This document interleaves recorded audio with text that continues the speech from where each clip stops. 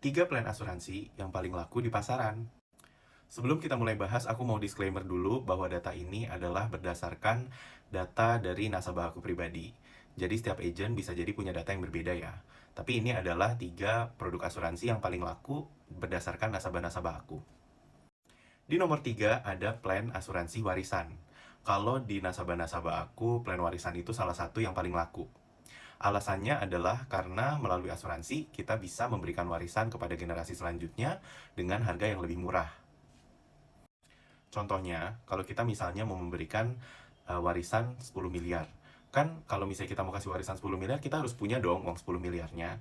Tapi kalau kita pakai instrumen asuransi, kita membeli uang pertanggungan di asuransi, kita nggak perlu punya uang 10 miliar untuk bisa mewariskan 10 miliar. Mungkin hanya butuh 30-50%-nya aja, tergantung dari umur dan kondisi kesehatan orang tersebut.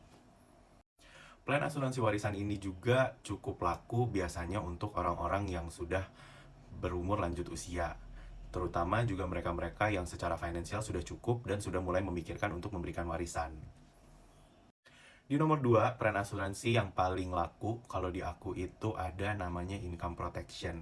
Income protection itu apa? Jadi income protection itu adalah plan asuransi di mana kita merencanakan perlindungan ketika kita mengalami kondisi kritis. Jadi ini cukup laku untuk teman-teman kita yang bekerja sebagai karyawan.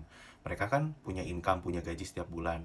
Tapi ketika mereka mengalami kondisi kritis dan mereka tidak bisa bekerja, mereka nggak bisa lagi mendapatkan income tersebut. Sehingga sebelum itu terjadi, kita mulai merencanakan plan B. Kalau sampai terjadi kondisi kritis, asuransi akan bertanggung jawab menggantikan income tersebut.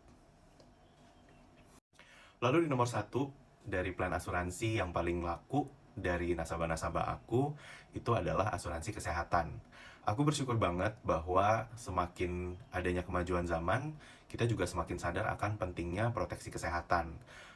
Salah satunya adalah ya asuransi kesehatan.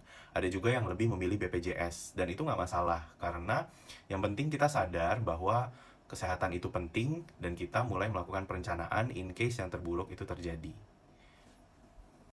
So, itu adalah 3 plan asuransi yang paling laku berdasarkan data nasabah yang aku punya.